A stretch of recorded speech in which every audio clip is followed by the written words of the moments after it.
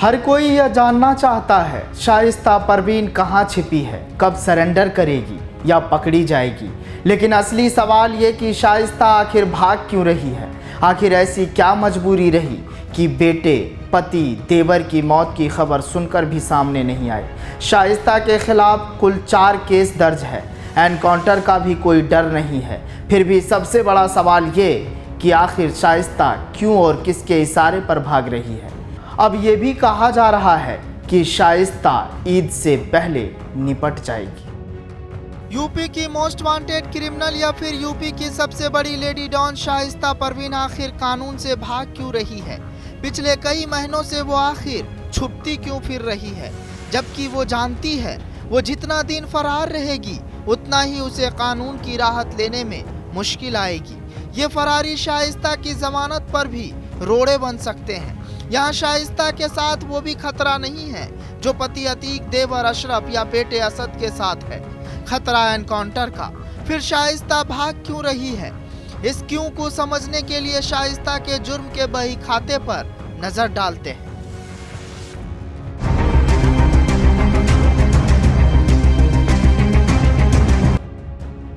UP police के कानूनी दस्तावेज के हिसाब से कुल 4 मामले दर्ज है। ये है वो 4 मामले। सबसे पहले शुरुआती 3 मामलों पर नजर डालते हैं। इत्तफाक से ये दोनों ही मुकदमे 2009 के हैं। 3 ही मुकदमे आर्म्स एक्ट और जमीन कब्जाने को लेकर है। इतना ही नहीं, पिछले कई सालों से तीनों ही मुकदमे अदालत में विचाराधीन है। फिलहाल इन तीनों मामलों में शाइस्ता की कोई खता नहीं है। उमेश पाल शूटआउट का यही वो मुकदमा है जिसमें अतीक, अशरफ, असद और बाकी लोगों के साथ साथ शाइस्ता का भी नाम है। 25 फरवरी 2023 को इस मामले में एफआईआर दर्ज होती है। इस दिन शाइस्ता चकिया के अपने घर में ही थी। 26 फरवरी को भी वो चकिया में ही थी। फिर 27 फरवरी को शाइस्ता अपने वकील के जरिए मुख्यमंत्री के नाम एक लेटर भेजती है। जिस दिन वो ये लेटर भेजा है उसी दिन से वो अपना घर छोड़ देती है। इसके बाद से वो कहाँ गई, कहाँ छुपी है और क्यों छुपी है, क्यों भाग रही है, किसी को नहीं मालूम। यहाँ तक इन 2 महीनों में बेटे असद का एनकाउंटर हो गया। आखिरी वक्त में भी उनका मुंह भी देखने तक नहीं आई। ऐसी कौन सी मजबूरी है, ऐसी क्या वजह है जो शाइस्ता अभी भी कानून से भाग रही है।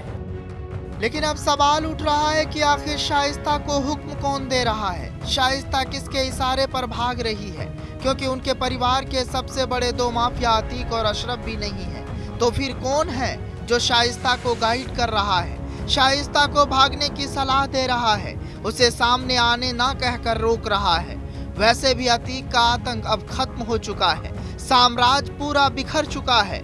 लेकिन फिर भी शाइस्ता क्या बचाने के लिए फरारी काट रही है। आखिर शाइस्ता भाग क्यों रही है? कौन सा राज छुपाना चाहती है शाइस्ता? भागने से और कानूनी सख्ती मुमकिन। उमेश पाल के कत्ल की साजिश में है नाम। कातिलों के कोड नाम का चौंकाने वाला खुलासा। जल्दी अमीर बनने की चाहत में अतीक ने अपराध की दुनिया में कदम रखा। मात्र 17 साल की उम्र में अतीक के सर हत्या का आरोप लगा था। अपराध की शुरुआती सालों में अतीक के ऊपर लूट, रंगदारी, किडनैपिंग जैसे संगीन मामले दर्ज होने लगे थे, लेकिन वो कानून से बचता रहा। अतीक से पुलिस ही नहीं बल्कि राजनेता भी खौफ खाते थे। गैंगस्टर से बने विधायक अतीक को राजनीतिक रसूख खूब भाया था। जुर्म की दुनिया में खुद को और मजबूत बनाने के लिए अतीक अहमद सियासत का सफ़ेद कुर्ता पैजामा से अपने अपराधों को ढकने की सोची और साल 1989 में राजनीति में एंट्री की। राम मंदिर विवाद के दौरान मुस्लिम मतदाता के बीच बढ़ती लोकप्रियता और मुलायम सिंह से निकटता अतीक अहमद को समाजवादी पार्टी में ले आए। 1989 में एक टांगे वाले के लड़के के अपराध की क्रिमिनल हिस्ट्री शुरू हुई। प्रयागराज तब इलाहाबाद हुआ करता था। लेकिन घूम फिर कर सवाल वही कि शाइस्ता को आसमां खा गई या ज़मीन निगल गया। फिलहाल इस कहानी में आज के लिए बस इतना ही। जनतंत्र टीवी पर खबरों का सिलसिला जारी रहेगा। ब्यूरो रिपोर्ट, जनतंत्र टीवी।